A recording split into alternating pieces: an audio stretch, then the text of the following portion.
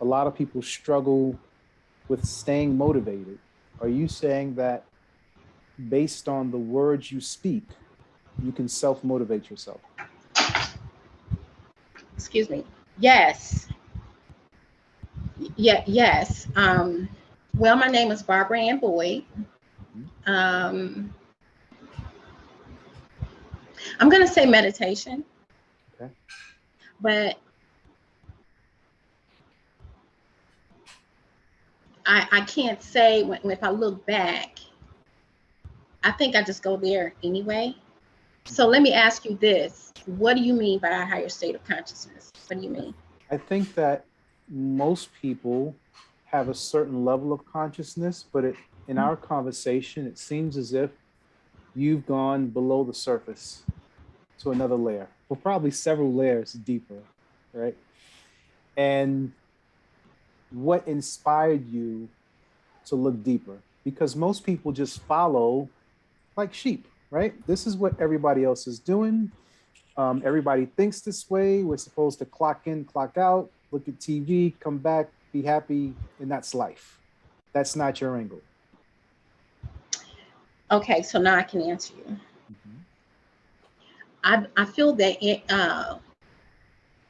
no, I'm not a fetish person. I know that I'm a leader, but I'm one of those leaders that's not what I want to do.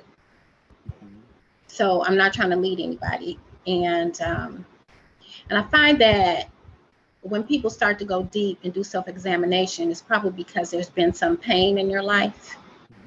And so we did communicate that I had gone through a divorce. And so I was in a lot of pain. And as a little girl, you know, I always played in the woods. That's where we played. Tarzan had just come out.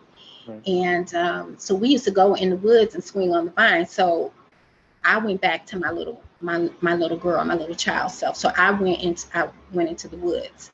And that's when I did all my crying. If it was like a deep, passionate, gut-wrenching cry, I would go into the wild woods, you know, like wild nature. The minute that you cease to be amazed is the moment that you become arrogant, and then it's all over for you. So continue to be amazed. Okay.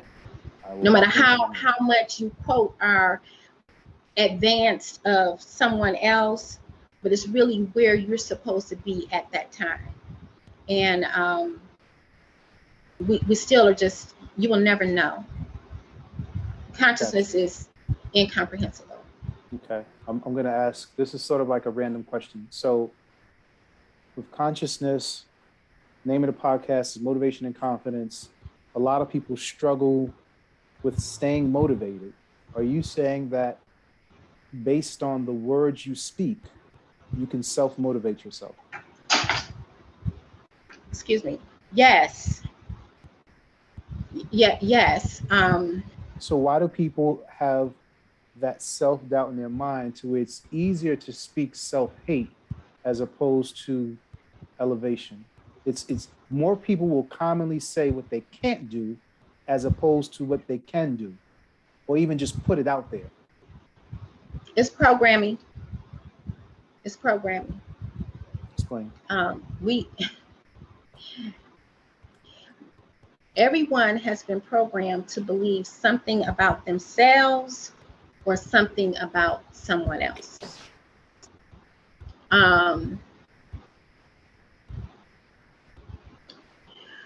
When your primal needs aren't met, you're going to try to get your primal needs met. And so if you know how to manipulate the mind, you're going to manipulate someone's mind to make them think certain things. Also, if you live in poverty, and say if you had a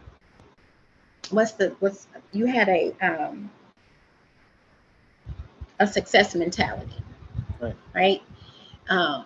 My kids and I talk about this all the time. People don't know what's going on inside you. They don't know that you have this success mentality. They don't know that you have dreams of manifesting certain things. All they see is you struggling, you using food stamps, you're poor like everybody else, but they don't see I'm not feeling standing in this food stamp line.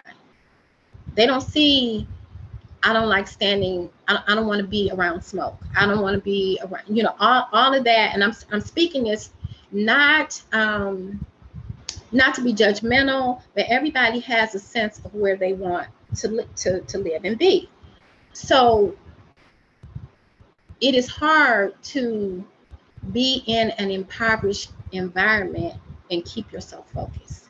And then you have marketing. We all are marketed to. Right. And so you're marketed to believe a certain thing about yourself. And we're definitely talking about, the racial divide. You're taught to believe something about yourself. And then images are projected of that.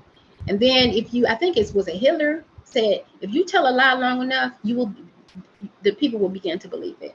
Absolutely. And so it's easier to go to the no than to go to the yes, because sometimes going to the yes is bucking everybody around you, which could be your family members. If you decide not to eat pork anymore, if you decide to not stop relaxing your hair, all of that, you're bucking against, everyone that's around you, and then that means you're by yourself. You're walking that path by yourself. And we are communal people. So to be by yourself, it's kind of hard. It's really kind of hard for you to, I think you understand that. Absolutely. It's hard to be by yourself. But at the same time, when you're by yourself, you ever seen the movie The Joker? I didn't, but I didn't. The reason why I'm bringing up the analogy is this is a person who was pretty much made fun of, teased by himself, and became the outcast. But when he embraced being the outcast and ultimately became the villain, he became the hero and attracted more people. Mm-hmm. Right? So yes, we want to be communal, but the very few of us that have the courage to stand out and be on our own will eventually attract our community. And that's basically what social media allows us to do. Right? You go on there and you just start posting random stuff, and before you know it, people are looking like, what are you talking about? And then you'll get that one person that says, hey, this makes sense. You're like, okay. And then it's two people. But you're always talking to that one person. And before you know it, it builds itself out into these little sub-communities of what we call followers. And it's just interesting to see that transition of wanting to be a part of something to standing alone to building your own nation, so to speak. And I'm sorry to go off on a tangent. No, that's okay. But I sort of see that with your videos when you talk about hair. Now you have a very, very long history with hair. So elaborate on that a little bit. And, because your screen name is Lady Locks. Pardon me? Yes, so your screen name is Lady Locks, right? Your handle. Yeah. Okay, so let's talk about that first, and then I'll talk about hair. My youngest daughter, when I got about 45, she started calling me Lady. Then her friends started calling me Lady. My clients were calling me the Lock Guru. And so my son encouraged me to get on Instagram.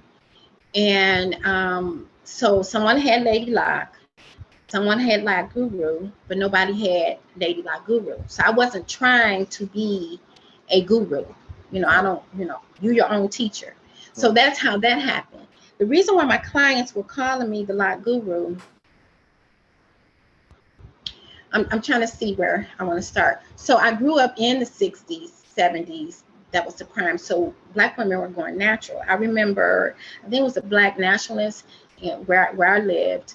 It's like it was this rumor, and then I had a client tell me that it was true because her brothers were Black nationalists. So they were gonna stand outside the salons, and if a woman came out with her hair straight, and they would throw buckets of water.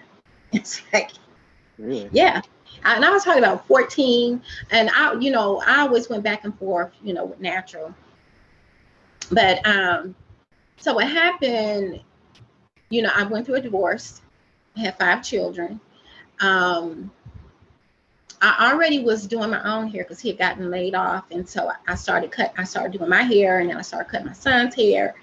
And then I went to school, a trade school for dressmaking, tailoring, design, and all that. Was my high school.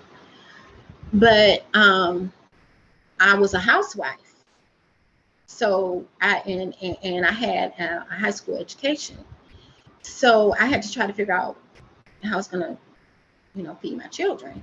Right. And he had gone on an extended vacation that he couldn't escape from. Right, so anyway,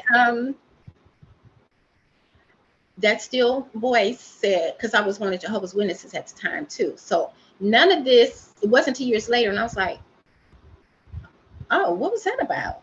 So it comes to me, I didn't know if I was going to go back into school for the design thing, or if I was going to get into doing hair. And I knew I needed to do something that was going to give me a quick turn for my investment of time and education. So I called the beauty salon and I asked if they had a male stylist, and they said yes. He came to the phone. I said, this may sound strange. I said, are you married? He said, yes. I said, do you have any children? He said, I have 4 children. I said, can you feed your family doing hair? And he said, yes. And that's how I made my final decision. I also heard that you need to be around someone else that thinks differently, because the religious community I was in, they only wanted you to really read the literature that they provided. Gotcha. So you're talking about me just busting out of all, programming. So I got started doing that. And then I've always had migraine headaches. And I found after 2 years in, the chemicals were bothering me. And so after 10 years, I really couldn't do it anymore, because I was constantly having these migraine headaches. So I was going to go to school for psychology. And so all of the questions she was asking me before, how did I get into deep meditation? That's when I started going to school for psychology. But at the same time, I was studying Black history. And my research papers were Black women and girls and their self-esteem. So we're looking at the rat studies. I don't know if you're familiar with the rat study, where they put a rat in a cage, and the rat had plenty of room, food, water, everything, happy, just a happy little rat. Then they started to introduce more rats. Okay, the first rat, all right, let me get my food, you can have the rest. But then they kept introducing more and more rats with no more room, no more food. That's the projects. That's what I was going to say. I heard that about the projects, yep. Right? And then the ones of the little girls. So all of this consciousness. So I'm looking at, and I was going to do relationship counseling, right? Yep. So, which you still but it ended up, huh? You still can. Well, yeah, no, that's not my desire. But what happened was, and I didn't finish school, because when I realized how much time it was going to take, because the purpose of going to school, because I needed the freedom, the time, and the money as my kids got older. But by the time I would have finished school, then they would have been grown. So anyway, but all of that was purposeful. So you may start something only to get what you need, and then you move on. So I was studying psychology and watching women. I was in the perfect place studying them. And because I was in the salon, I was studying Black history. And so my conscious was constantly shifting. And then, so between the chemicals and the shifting consciousness, and then I locked my hair. My son got sick. He has hair that looks like lamb's wool. I was trying to create that same thing. Mm-hmm. And in the care of him, I ended up locking my hair. And then other people start asking me to lock their hair. So when you lock your hair, hair period is an antenna, but the longer it gets, the more spiral you have, the more melanin you have, the more magnetism. And so every hair is connected to a nerve, and every nerve is running through an organ. Every organ has a mental, emotional, and physical attribute. And so, and I talked before about particles holding information. And so when that wave of information, it goes right into your body. So you know these things. So as the clients were, these are the conversations that I would have with the client. The first consultation, I'm going over that, and I'm saying to them, if you have any larceny in your heart, if you have any forgiveness that you need to do of yourself or anyone else, now is the time to do it, because your magnetism is going to increase because your hair is grown. And so, and then I got into the chakras, and everybody's hearing me talk. And so that was the science behind me knowing something and not knowing how I knew it. Got you. Do you ever? You ask and get it. Have you ever been afraid of your gift? Okay, so I don't call it a gift. Okay. What do you call It's not a gift because it's not a gift because all of us can do it. Okay. But we don't know that we can do it. And that's what I show people how to do. Some people go to readers and they get dependent on that because they also have been taught not to trust their own internal voice, their own intuition. Can I interrupt you for 1 second?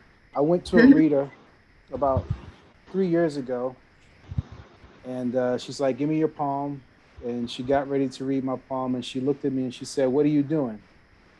I said, what do you mean? She said, you already know the answer. She said, stop playing with it and don't ever come back to another palm reader again. And from that point, you had a good one. I never went back again. You have a good one. Yeah. She said, stop playing. She said, you already know. So now you understand the word primer, priming. Okay. Yeah. So no, it's not a gift. That means somebody gave it to me. Okay. And we all are light, we all are consciousness. Part of consciousness is tethered within you. And it comes in only at the frequency that you can handle. The other part of you, consciousness, because anytime anything have been both a wave and a particle, and we all have a wave of light and a particle, there's instant communication. That's how mental telepathy and long distance healing and you knowing what you know, and why the reader said, stop playing with yourself. Right. Yeah. So it comes in, but we've been taught not to trust that. And then too, you have to, logic and intuition have to work together. Okay. I would listen to my intuition first. Then I would filter in the logic. So I can't say that I was afraid of it. I can't say that. I did have an experience that I'm not going to get into, but I'm going to tell you what it is. And if any of the viewers want to look it up, it's called the Kundalini casualty or Kundalini syndrome. And that is what happens. You've heard of that before? Yeah, absolutely. Okay. Well, I had that experience. Now that was terrifying. But then because I have been studying so much quantum physics on a layman terms, because when I said before, I want to understand how this is happening. I know these things, but I wanted to know on a layman's term so that I would be able to explain it. And so that's what I do. That's what I do when I'm talking to people. This is how it happens. So when people talk about being empathic, that's nothing to brag about. It's not enjoyable walking around feeling other people's stuff. Right. It's not. A reading or past life regression, I don't want all your stuff in my head. So whereas I used to do that thing, I prefer to, like the person you sat with, let me show you how to do it. Let me show it how it works. Um, the Kundalini can take place, third eye open up, can take place several different ways. It can do it spontaneously. You can be born with it open. It can happen because you've taken some psychotropic drugs. You can get hit over the head. You could not take the proper measures during meditation, right, which that's what happened to me. I heard of people taking mushrooms to get them there quickly. Actually, you know what? It's a particular type of mushroom that's from an Indian tribe. And I heard that it's out on the West Coast that helps you. That's the purpose of it, to help you connect with the higher power. I don't know how true it is, but there's one particular type of mushroom that you take. Yes, I mean, yes, that happens. I've never, I've tried maybe once or twice marijuana when I was younger. I never smoked. I stopped drinking when I was about 27, and I only did that a few times a year, and it wasn't worth it. And so, because, you know, if you're going in prayer, if you're going in meditation, you don't want, that is a mind altering situation, altering situation, right then and there. So you don't want to take anything else other than that. Yeah, because you can start seeing things and hearing things, and not to say that you don't when you meditate. And then when you're doing those mushrooms, you want to have somebody with you, because, or if you're doing astral travel, so that somebody can reel you back in. Yeah. How do we get up? Well, that was me. That was me, because no. I'm cool with all of this. It's just so funny because the conversation was going to be on something totally different. Yeah. And it's like, okay, so are we coming back to have another podcast? But what else do you want to know? You know, again, my goal is to always keep the listeners' best interests in looking for ways that they can look within themselves. When we always talk about that little voice, it's easy in a broad way to say tap into meditation, but for the people who have never tried meditation, or the people that feel as if they can't sit still, what would you recommend? Okay. The first thing I want to say is, when you meditate, the tip of your tongue it's like the tip is your heart. The tip of your nose is your heart. Other areas in your body, the tip would be the heart. So you want to take your tongue and put it right behind your teeth. That blocks the energy within you. And then you visualize the feminine energy coming down, and then the masculine energy going up. So when you're meditating, you inhale and all of this goes out. Correct. And so it's like you're inhaling and you're moving it down. And then when you exhale, this is coming up, and you visualize it stopping right here. And then from here, it goes down. And that's the microcosmic orbit. Right. And when you're doing tantric exercises with someone, you could do it visually, and you're sending that energy throughout the body. That would be a tantric thing. I've never done that before. People always ask me, like, "Oh, have you ever done that?" No. A tantra or the microcosmic orbit? No, the tantra. I've never done that. Have you? Well, let me go back. We're gonna stay on track. Okay. So, what was your question again? What would you recommend for those who are starting out meditating? Okay, and I do that. I lose my train of thought, and then you have to reel me back in. Yeah. You never stop thinking. Right. Eventually, you never. But what you do is it's like you'll bring it in. It's like when I explain, when you're at a party. So you're at a party and you're sitting on the sofa, and you're talking to someone that you're very attracted to.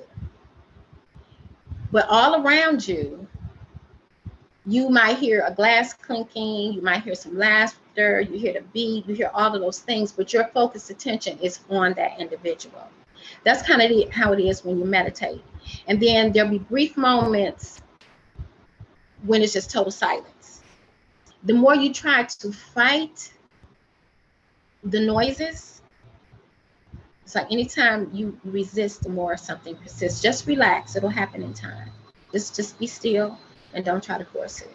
Gotcha. Again, for me, I personally don't believe using prompts to take myself into silence, to be quiet, because that's a distraction. I don't really like to depend on other folks, so I don't like to, depend. So, and then if you don't have a quiet place at home, one time I had a closet that I cleaned out, and that closet was my meditation space. And but if you don't have a closet, it's like when people have prayer rugs or prayer pillows. So hopefully that chair or that space, if several people in the family meditate, that is the corner that we meditate, but I have my own pillow.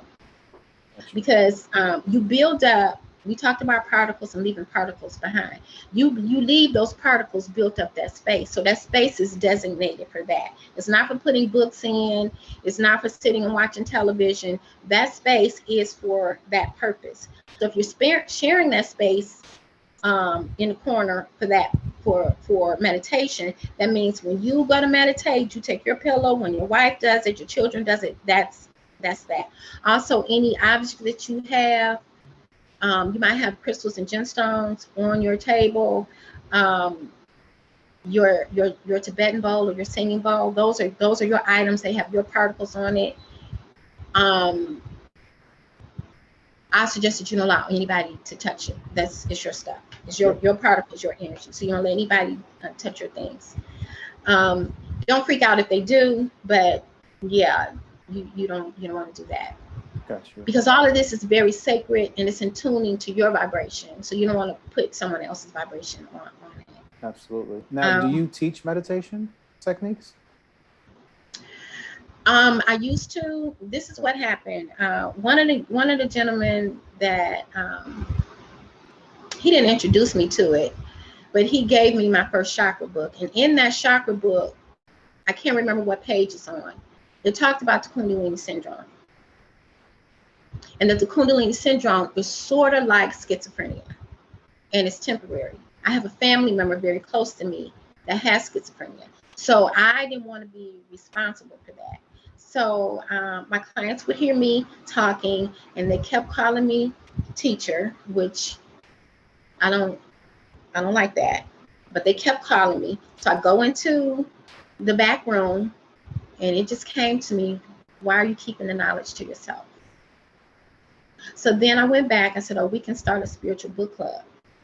But they didn't know how to meditate. They didn't know about chakras. They didn't know anything. So I'm just going to get bored because they wouldn't know what book to choose. Right. So I started teaching them how to meditate. I started teaching them how to manifest. I started teaching them how to do readings. And there's an ethical part if a person and the ethical part is like legally, you can't go into somebody's mailbox. That's illegal, right? So it's spiritually illegal, unethical to go into somebody's spiritual mailbox. Say if I wanted to find out something about you, I could if I wanted to, but that's unethical.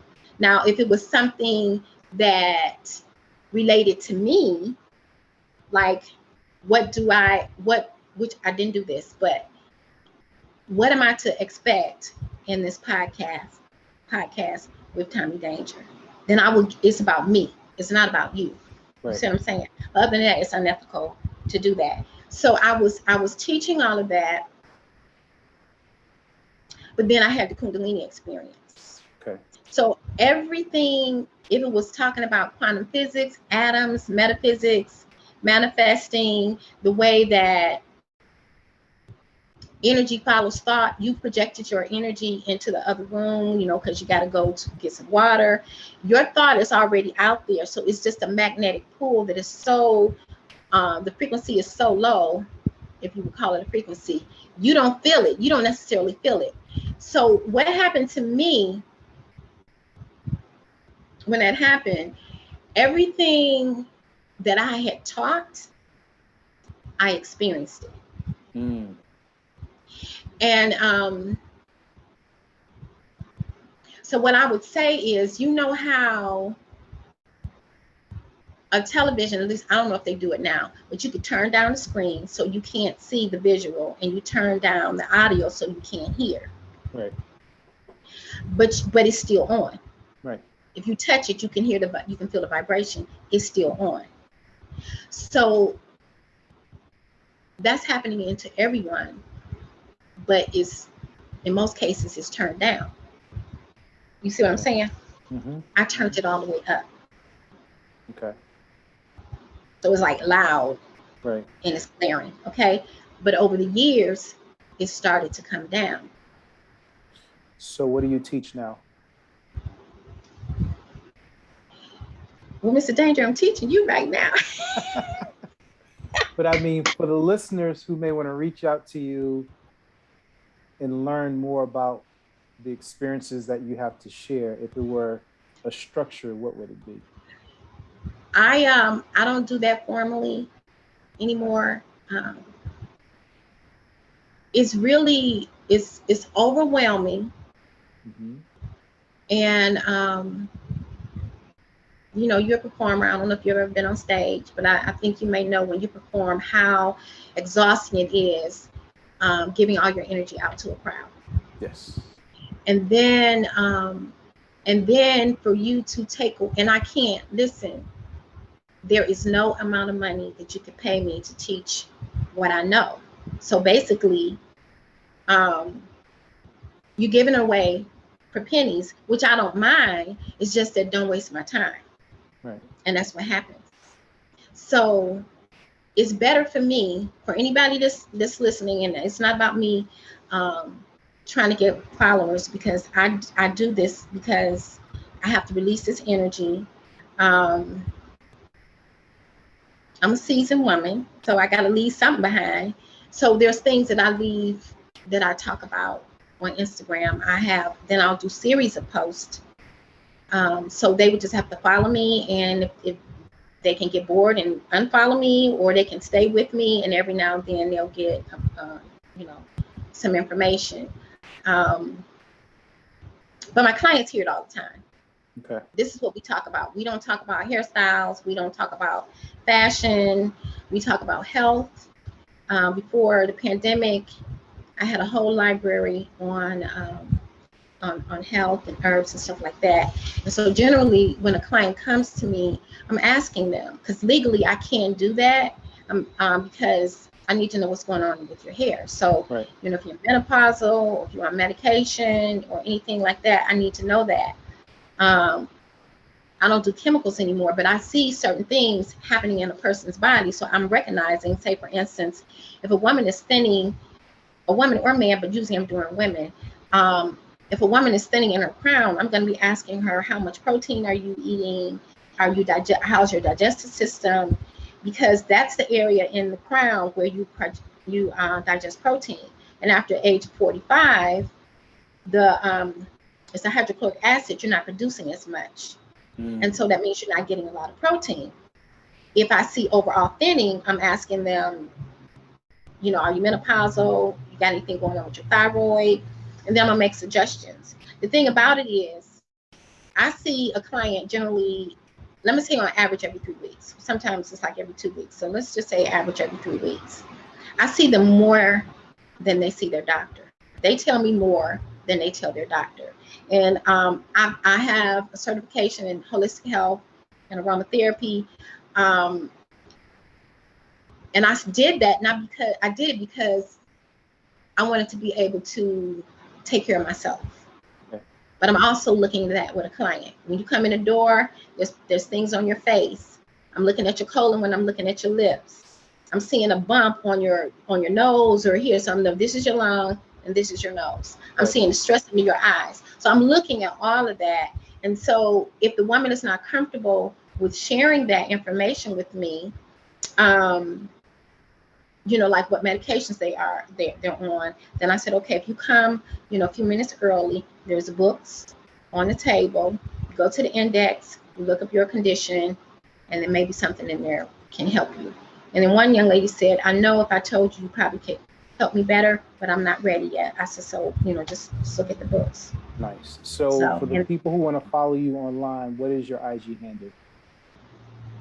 Lady Like Guru. Okay. Okay. I'll make sure that I put that into the show notes. Yeah. And we're just about at our time, but I'm definitely going to have to ask you to come back so we can have a different conversation. But I want to thank you so much for your time.